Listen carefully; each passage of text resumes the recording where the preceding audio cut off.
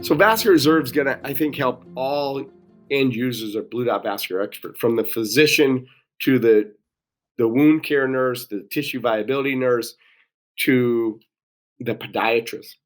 Again, but Vascular Reserve tells you how much of that blood flow you're actually using, or how much of it you're actually not using, because it says you're actually not using about 94% in a normal situation. Because remember, on BlueDop Vascular Expert, we give you the reserve, and we give it to you as a percentage: 94%, 90%, 80%, negative 20%.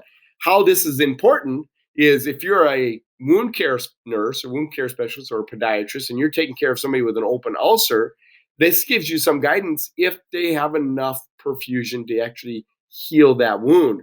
We know mean perfusion pressure is important with regards to, you got to have a pressure of 40 or above. But Vascular Reserve, I think, helps you even more, in that Vascular Reserve tells you that you have extra blood flow. You got more than you need coming down there right now. So if you have a Vascular Reserve of 0 and you have an open sore, very low chance you're going to heal that wound without doing something. Probably, actually, if you get a Vascular Reserve of 20% or 30% or less, you're going to have real challenges healing any kind of sore. Even if you trim somebody's toenail and you accidentally nick a corner of that toe, if you've got a reserve of 30% or less, you may not be able to step up that increased blood flow needed to heal that wound.